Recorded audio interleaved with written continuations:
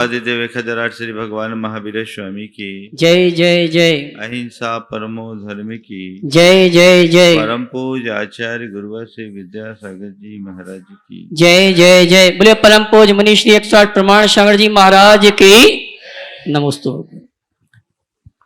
धर्म के मार्ग पर जो चलता है वही मुक्ति का अधिकारी है और धर्म का पथ रत्नत्रयात्मक है। दर्शन ज्ञान चरित्र मूलक है। दर्शन ज्ञान और चरित्र के संदर्भ में कल बात आई तो दो तरह की बातें उपस्थित हुई।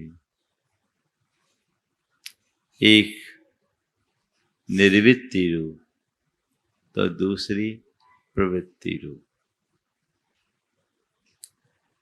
प्रारंभिक भूमिका प्रवृत्ति से शुरू होती है जो निर्वृत्ति पर जाकर के पूर्ण हो जाती है। अध्यात्म की जब भी बात की जाती है तो बड़े उच्च आदर्श की बात होती है, लेकिन एक बात हमें सदैव स्मरण में रखना चाहिए कि उच्च आदर्श का अध्यात्म बिना आचरण के फलित नहीं होता। आचरण में शुरुआत प्रवृत्ति से होती है और उसकी पूर्णता निर्वृत्ति में जाती है। प्राय लोग निर्वृत्ति की बातें करते करते भटक जाते हैं, भ्रमित हो जाते हैं। वस्तु स्वरूप को ठीक तरीके से न समझ पाने के कारण अनेक प्रकार की भ्रांत धारणाएं जनमानस में बना दी गई। आज कुछ खास बातें मैं आप सबसे करूंगा। मोक्ष मार्ग सम्यक दर्शन ज्ञान और चारित्र मूलक है। इसमें सबसे पहली बात सम्यक दर्शन की है। कहते हैं सम्यक दर्शन के अभाव में हमारा जीवन नहीं चल सकता। मोक्ष मार्ग में हमें आगे बढ़ना है तो हमारे अंदर श्रद्धान होना चाहिए, हमारे अंदर ज्ञान होना चाहिए, हमारे अंदर आचरण होना चाहिए। श्रद्धा, ज्ञान और आचरण तीनों जरूरी है। इसे हम एक नसैनी के माध्यम से समझ सकते हैं। नसैनी होती है, इसके आजू बाजू में दो पाए होते हैं, बीच में कुछ आड़ी लकड़ियां होती हैं। आड़ी लकड़ी के अभाव में आजू बाजू के पाए व्यर्थ हो जाते हैं और आजू बाजू के पाए के अभाव में आड़ी लकड़ियां भी अर्थहीन हो जाती। आजू बाजू की जो दो लकड़ियां हैं वो सम्यक दर्शन और सम्यक ज्ञान की प्रतीक है और बीच की जो आड़ी लकड़ी है वो सम्यक चारित्र की प्रतीक है जो हमारे उत्तरोत्तर आध्यात्मिक विकास का द्योतक है। जैसे एक नसैनी के लिए इन तीनों की जरूरत है, वैसे ही सिद्धि के शिखर पर पहुंचने के लिए भी इन तीनों की आवश्यकता है। एक भी कम हो गया तो काम नहीं चलेगा। इसे दूसरे संदर्भ में लें तो इसे हम अपनी मस्तिष्क, आंख और पैरों के प्रतीक के रूप में भी देख सकते हैं। मस्तिष्क से हम निर्णय लेते हैं, आंखों से देखते हैं और पांवों से चलते हैं, तब कहीं जाकर हम चलने में समर्थ हो पाते हैं। यदि हमारा कोई निर्णय ना हो, हम चलते रहें तो चलते रहेंगे, कहीं पहुंच नहीं पाएंगे। निर्णय ले लिया पर आंखों में दिखता न हो तो हम गड्ढे में गिरेंगे। निर्णय लिया आंखों में दिख भी रहा है पर पांव काम न करे तो हम कहीं नहीं पहुंच पाएंगे। तीनों की जैसे जरूरत है वैसे ही साधना के पथ पर श्रद्धान की जरूरत है, ज्ञान की जरूरत है, आचरण की जरूरत है। अब सवाल है किसका श्रद्धान, किसका ज्ञान और कैसा आचरण। जब हम धर्म की बात करते हैं और आचार्य कुंद से बात करते हैं तो वे तो समय सार में कहते हैं, देख जीवन का सच्चा आनंद लेना है तो सीधे अपने आप में डूब, अपने आप का श्रद्धान कर, अपने आप का ज्ञान कर और अपने आप में डूब जाने वाला आचरण कर। जहां अपने से बाहर किसी की स्वीकृति ना हो, केवल स्वयं की स्वीकृति और स्वयं में की अनुभूति हो, उसमें डूब जाओ, पर से नाता तोड़ो। वो कहते हैं जो आत्मा में डूबा है वो सम्यक दृष्टि है और जो आत्मा से बाहर है वो मिथ्या दृष्टि है। वहां जब हम सम्यक दर्शन की बात करते हैं तो वो कहते हैं जो चत्तारि विपाये छिंदधिकम बंध मोह करे सो निसंकोचेदा सम्मादिठी मुने अब्बो।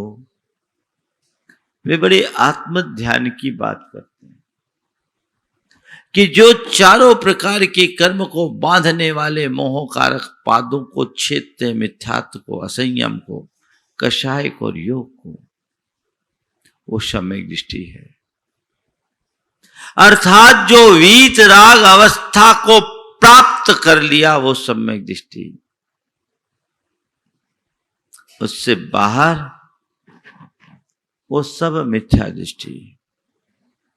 इसी बात को वो मोक्ष पहाड़ में जाकर के तो और खुले शब्दों में कहते हैं, सद्दब्ब रहो शमनो सद्दिठी होई नीमेना।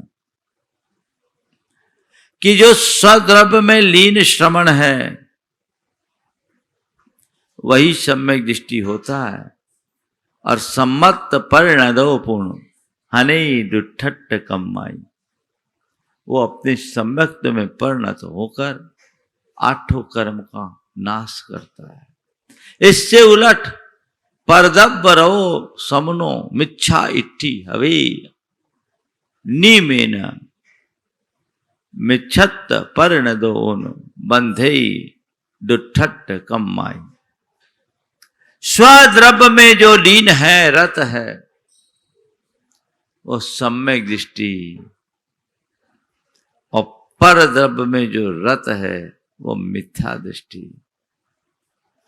शब्द सुनने में बड़ा आनंद आता है लेकिन जब इसके अर्थ को देखते हैं तो लगता है कि ये बिल्कुल अलग बात है, बहुत ऊंची भूमिका की बात है।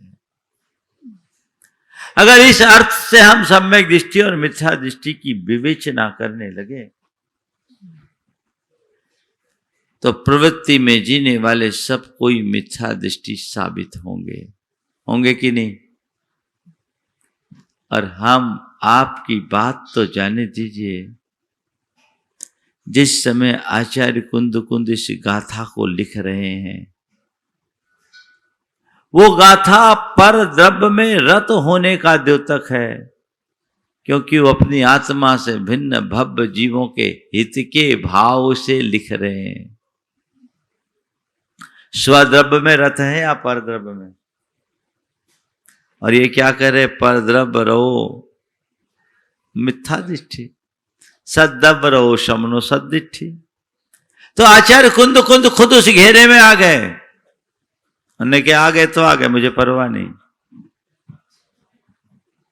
उनकी दृष्टि में सम्यक दृष्टि होने का मतलब केवल इतना है कि तू अपनी आत्मा को जाना, आत्मा का श्रद्धान किया, मैं शुद्ध आत्मा हूं, ये तूने जान लिया, ये तेरे अंदर श्रद्धान हो गया, तो उसी में रम। जानने के बाद, श्रद्धान होने के बाद भी तू पर में रम रहा, यानी तेरी समझ नहीं है, तू सम्यक दृष्टि नहीं है, यानी तेरी दृष्टि सही नहीं है, तू समझदार नहीं है, तू मिथ्या दृष्टि।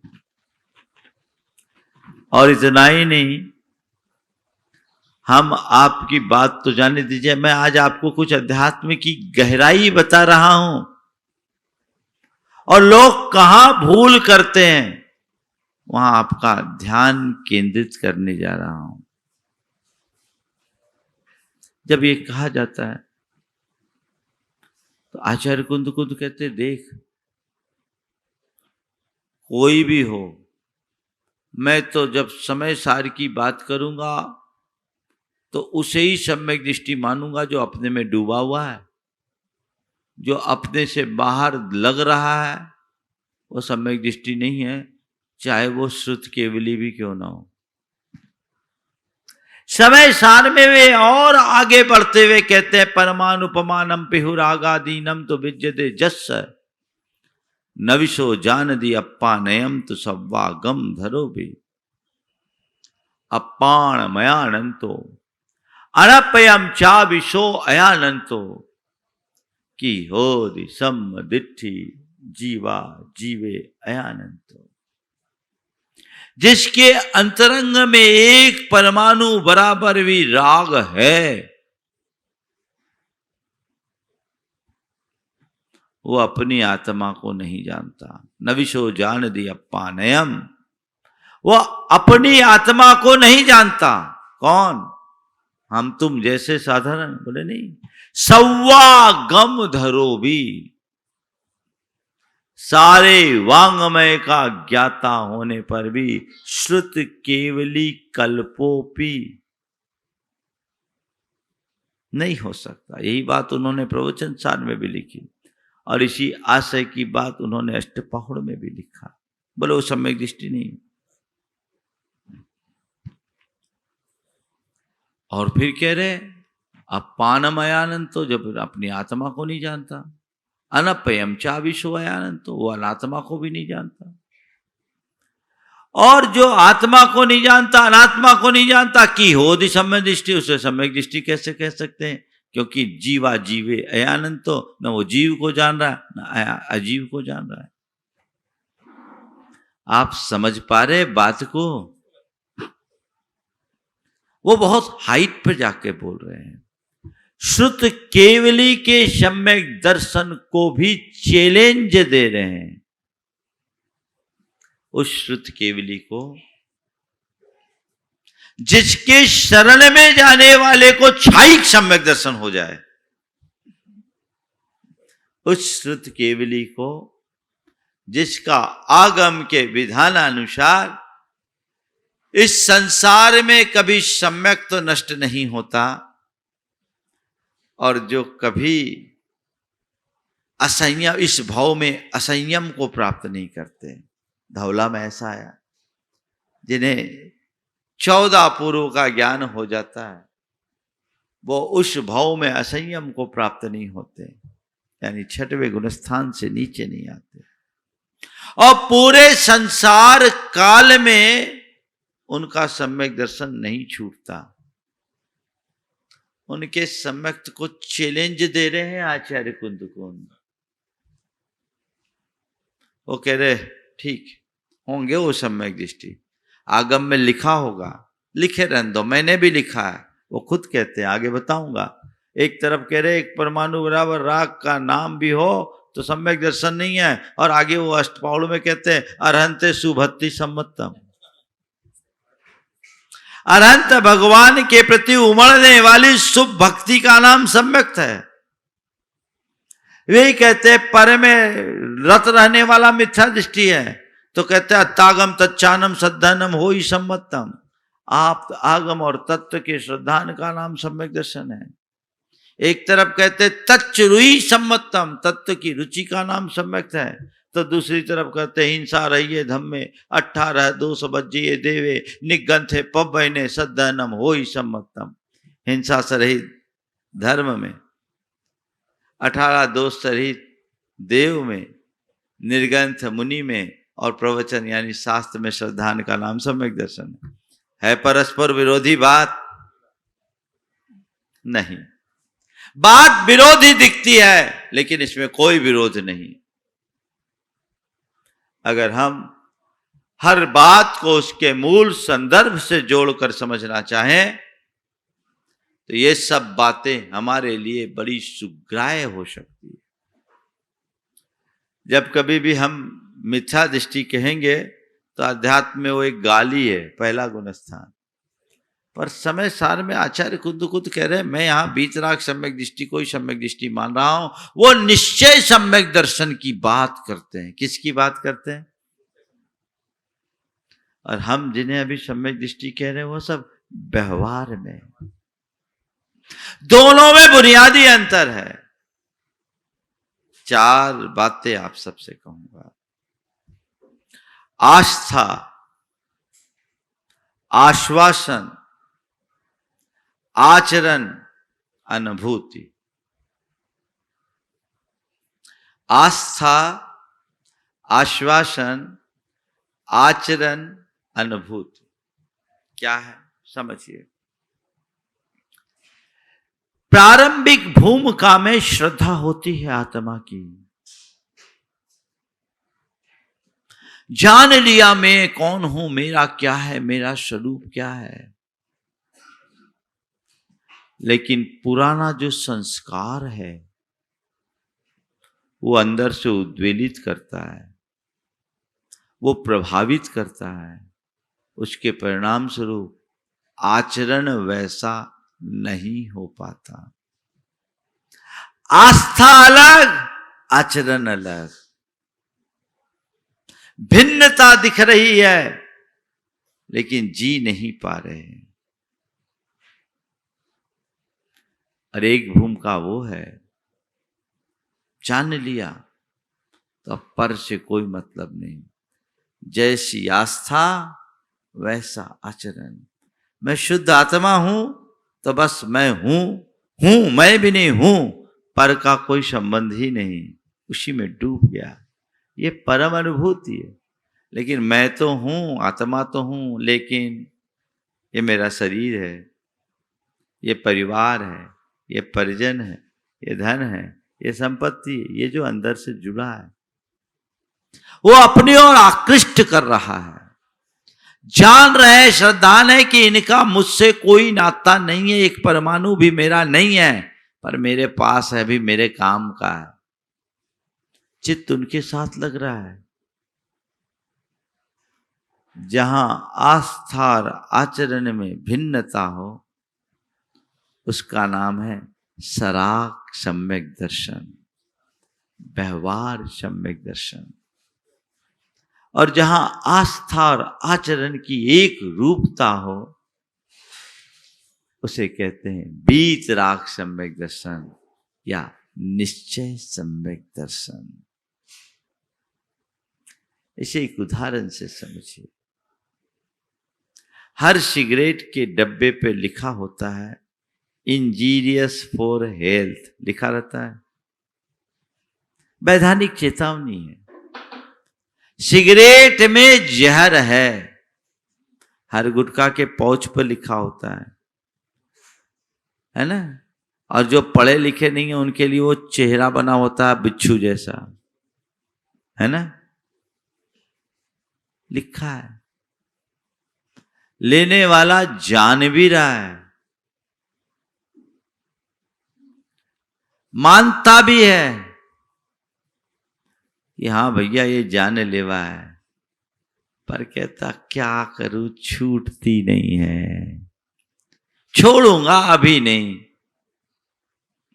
ये क्या है? वो ये नहीं कह रहा कि ये अमृत है, पर अभी इसके बिना मुझसे रहा नहीं जाता, जहर है, जान करके भी ले रहा है। यहां आस्था एक तरफ, आचरण विपरीत है। दूसरी ओर एक व्यक्ति को कहा जाए ये साइनाइड है, पोटासियम साइनाइड, इसका थोड़ा स्वाद बता दो, तुम्हें 10 लाख देंगे। हालांकि किसी को कहना नहीं, न फंस जाओगे, मैं तो उदाहरण के लिए दे रहा हूं। कोई व्यक्ति अगर ऑफर करे कि तुम्हें 10 लाख देंगे, इसका स्वाद बता दो, आप क्या करोगे? ना बाबा ना, ये नहीं हो सकता। क्यों? अगर मुंह में डालेंगे तो स्वाद बचाने लायक ही नहीं बचेंगे, ये तो जहर है, जहर। जहर सिगरेट में भी है, जहर साइनाइड में भी है ना? लेकिन साइनाइड के जहर को छूने का भी मन नहीं होता, और सिगरेट का जहर चलता है। ऐसी हमारी श्रद्धा 2 स्तर की होती है। जब तक पर द्रव्य और विषयों के प्रति हमारी श्रद्धा सिगरेट जैसी होती है, वहां आस्था अलग और आचरण अलग होता है। लेकिन जब वही श्रद्धा साइनाइड जैसी हो जाती है, जैसी आस्था वैसा आचरण, वहां केवल और केवल आत्मा है, अनात्मा का कोई लेना देना ही नहीं। जब आचार्य कुंद कुंद कहते हैं सद्दव्रव समनो सम्मा इठी हवे नी में, तो वो केवल उसी निश्चय सम्यक्त की बात करते हैं, उसी बीत राग अवस्था की बात करते हैं, जहां आस्था और आचरण में एक रूपता है। अपने नीचे की भूमिका में जीने वाले लोग आस्था अलग, आचरण अलग, कर नहीं पाते, कदाचित करना चाहते भी हैं, लेकिन मन इतना दुर्बल बन जाता है कि कर नहीं पाते, उसी में रमते हैं। एक पौराणिक प्रसंग से अपनी बात आगे कर रहा हूं। रामायण पर आधारित प्रसंग है। सबने जैन परंपरा में पद्म पुराण पढ़ा सुना होगा। श्री राम का चरित्र वर्णित है। ऐसा कहते हैं जब लक्ष्मण जी की मृत्यु हो गई, रामचंद्र जी उसे स्वीकारने को तैयार नहीं हुए कि लक्ष्मण मर सकते हैं। उन्होंने लक्ष्मण जी की मृत काया को 6 महीने तक अपने कंधे पे टांगा रखा, इधर उधर भटकते रहे। अगर किसी ने भूल से भी कह दिया कि लक्ष्मण जी तो चल बसे, बोले तू मरे तेरा बाप मरे, इस बात को स्वीकारने को राजी नहीं थे। तरकीब लगाई गई कि किसी भी तरह से स्वीकार ले और लक्ष्मण जी का अंतिम संस्कार कर दे, लेकिन वो है कि इसे स्वीकारने के लिए कहीं से राजी ही नहीं। महापुरुषों का शरीर विशेष होता है, 6 महीने तक उसमें विकृति नहीं आती, उनमें विकृति नहीं आई, वो स्वीकारने को राजी नहीं। ऐसा जो वर्णन लिखा उसको देख करके अगर कहें तो ऐसा लगेगा, अगर शास्त्रों में ऐसा नहीं लिखा होता कि श्री राम जी क्षायिक सम्यक दृष्टि थे, तो आज के तथाकथित विशुद्ध सम्यक दृष्टि उन्हें विक्षिप्त घोषित कर देते।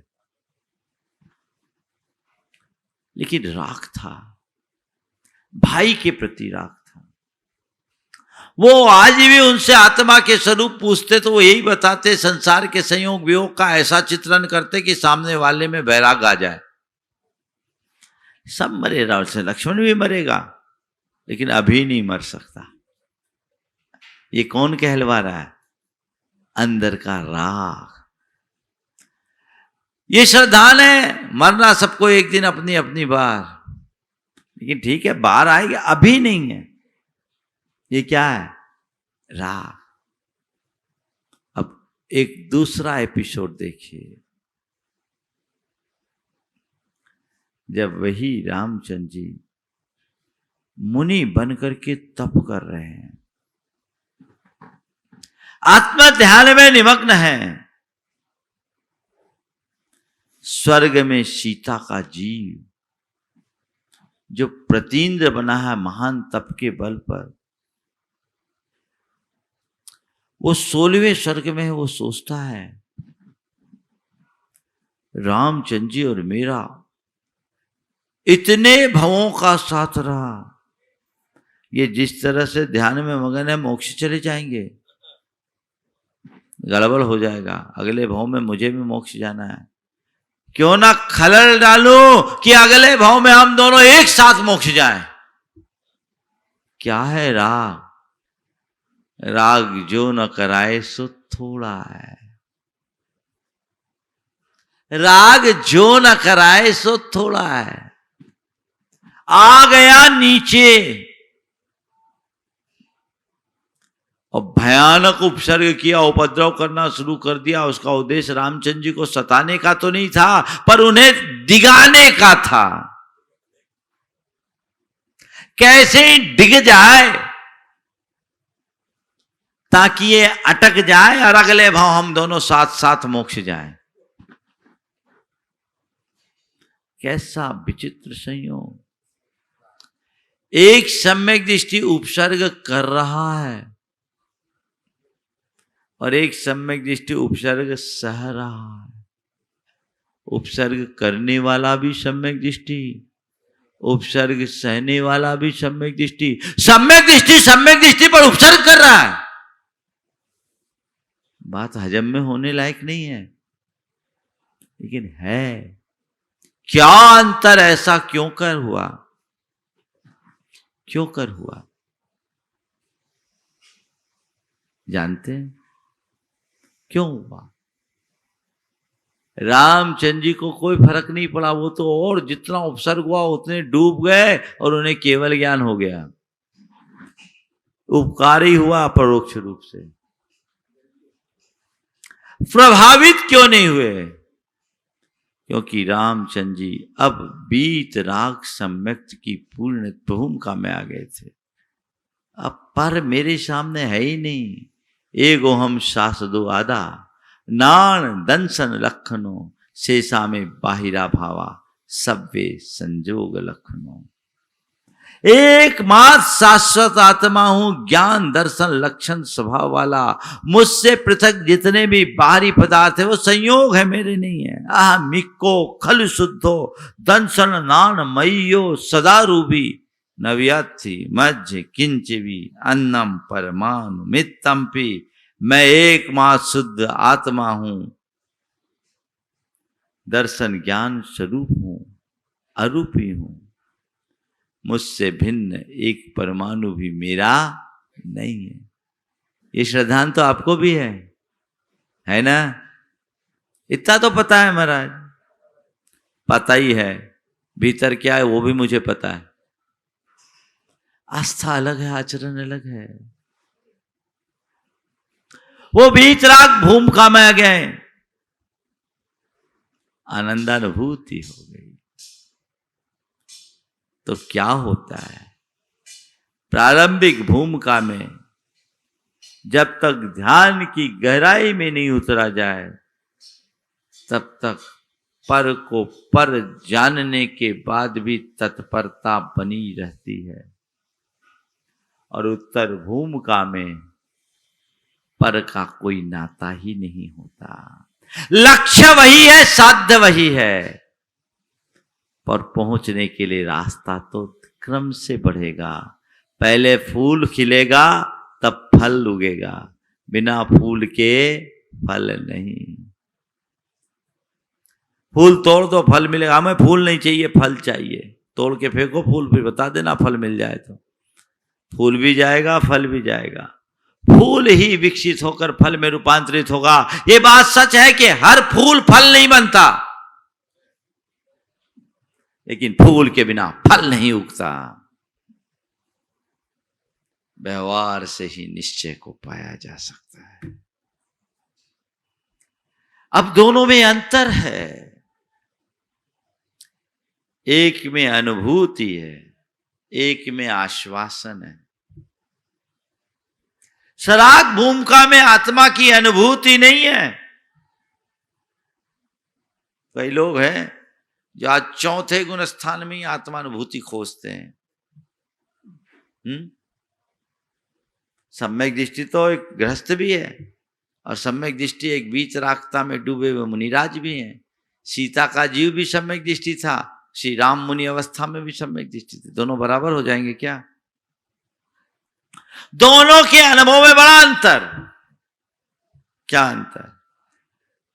एक दूसरी क्लास के बच्चे को दिया जाए समय सार और एक पोस्ट ग्रेजुएट करने वाले व्यक्ति के हाथ में समय सार हो, दोनों समय सार पढ़ सकते हैं, पर दोनों का अर्थ बोध एक सा होगा क्या? छोटा बच्चा बोलेगा स म य, समय आ की मात्रा सा र, स म य सा र, ये पढ़ेगा ना, उसके भेजा में कुछ घुसेगा। लेकिन जो पोस्ट ग्रेजुएट है वो समय सार को पढ़ेगा तो न केवल शब्द पढ़ेगा अपितु उसका भाव भी गढ़ेगा। आज सबसे बड़ी विडंबना ये है कि पहली दूसरी का बच्चा समय सार पढ़कर जो पोस्ट ग्रेजुएट कर गए हैं उनके समकक्ष अपने आप को बता रहा है, बोले पापा देखो मैं भी समय सार पढ़ लेता हूं। बेटा पढ़ ले, पर बाप अंदर ही अंदर हंसता है।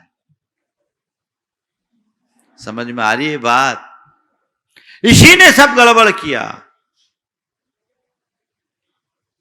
तो महाराज ये अलग अलग उपदेश क्यों दिया, हम लोग कंफ्यूज ही नहीं होते? तो भैया उपदेश पात्र के अनुरूप होता है। जो पाप में मग्न है उसको बोलते हैं पहले पाप छोड़, और जो पाप को छोड़ चुका उसको बोलते इससे भी ऊपर उठ, अपने में डूब। वैद्य के पास एक मरीज गया, कमजोरी का शिकार था।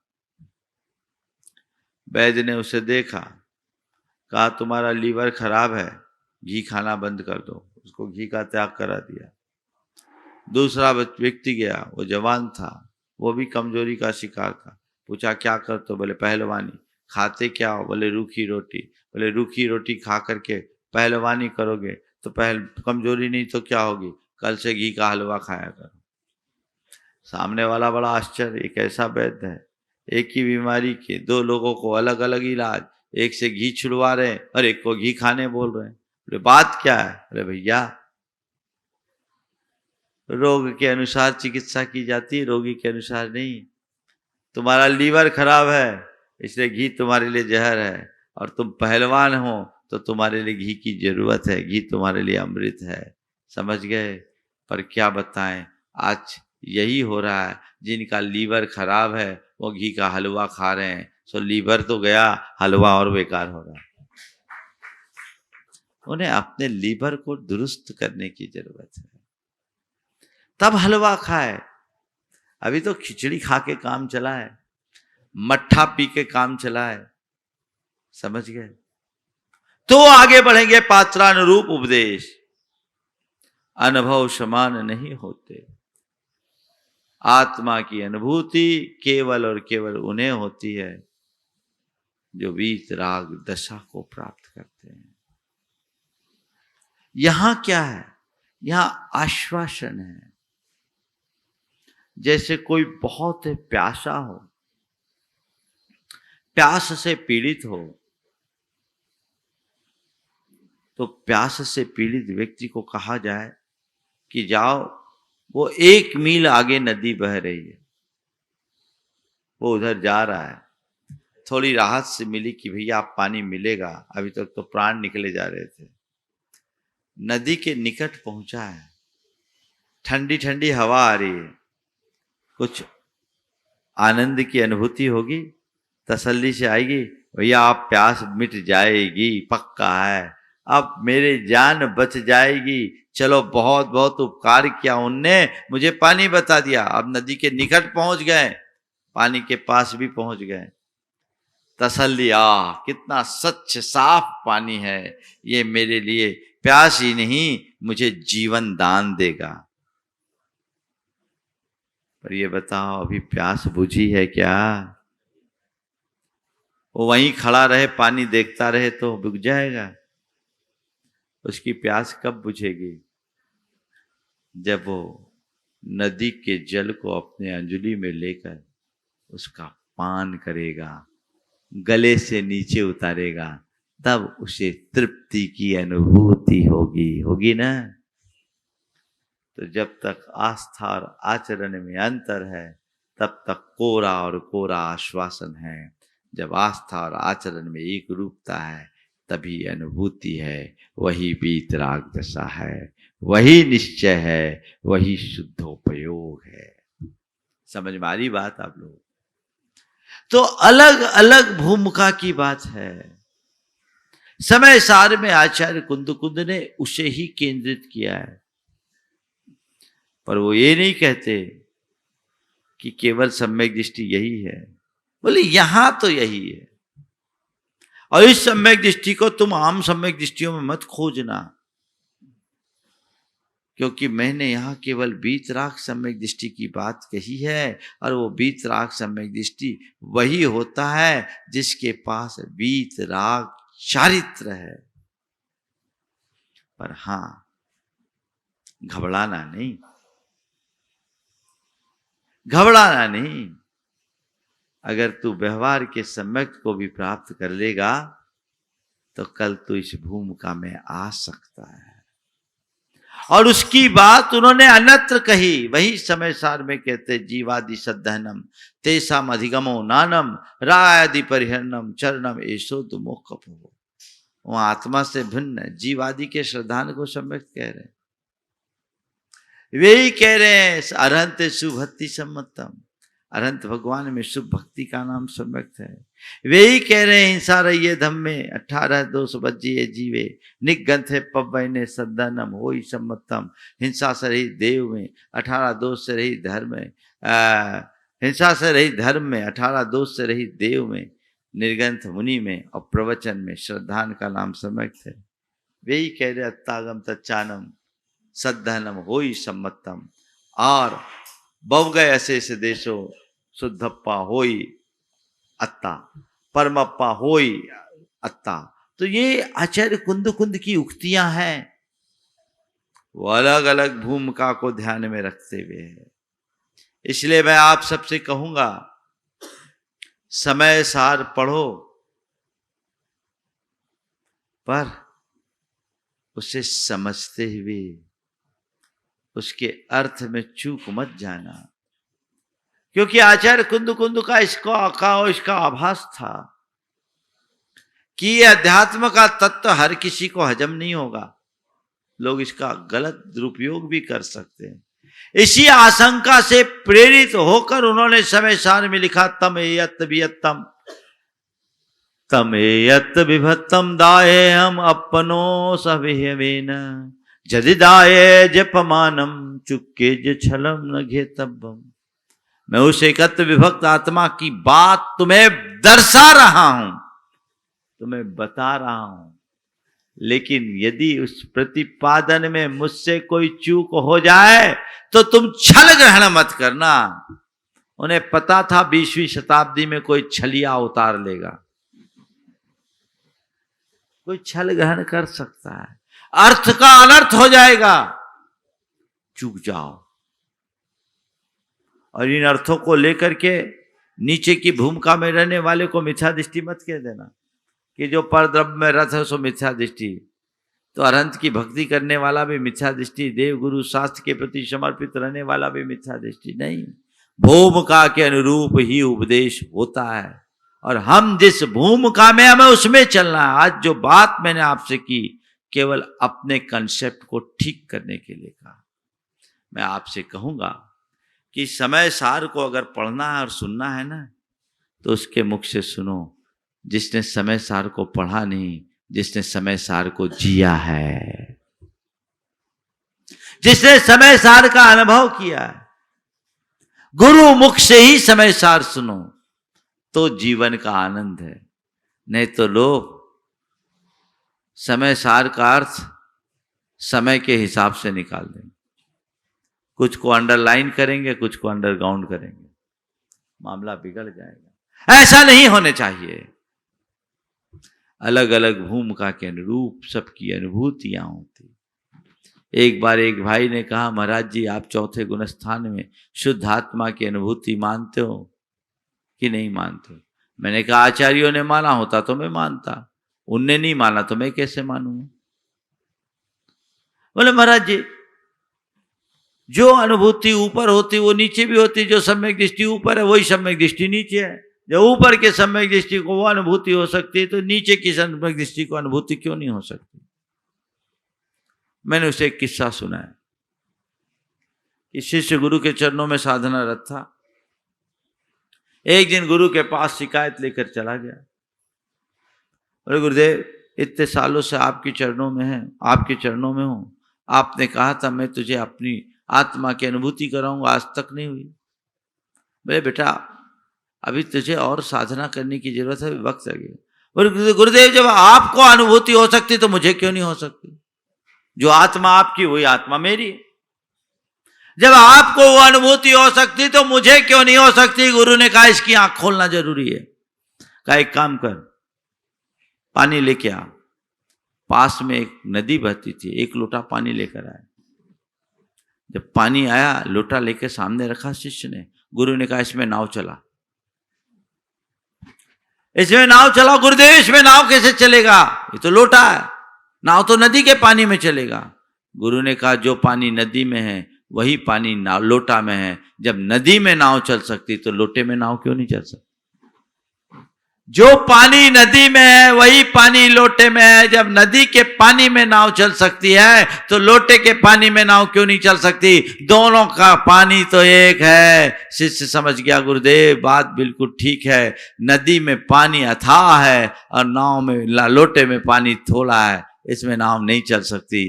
गुरु ने इतना ही कहा बेटा तुझे अपनी आत्मा अनुभूति की नाव चलाने की इच्छा है तो बस एक काम कर, इस लोटे को नदी बना दे, नाव चल जाएगी। आज लोग हैं कि लोटे में नाव चलाने की कोशिश कर रहे हैं। चला लो भैया, कागज की भी शायद मुश्किल से चले, कागज की भी मुश्किल से चले, कल्पनाओं की भले चला सकते हो तुम, यथार्थ की नहीं चलेगी। यथार्थ को पहचानो। तो यहां आगे आचार्य कुंद ने सम्यक दर्शन के संदर्भ में जो बातें की है मैं उसकी आप सबसे चर्चा करूंगा और जीवन व्यवहार मूलक बातें करूंगा। आज तो आधार है, कल से लगभग 15 दिन तक केवल सम्यक दर्शन की चर्चा होगी, वो भी आचार्य कुंद की भाषा में, और वह भी आप जैसे सामान्य जनों के लिए जो आचार्य कुंद ने कहा वो हम उनके आशय को समझे और अपने जीवन की दिशा को मोड़े तो वो जीवन में एक बड़ी उपलब्धि होगी।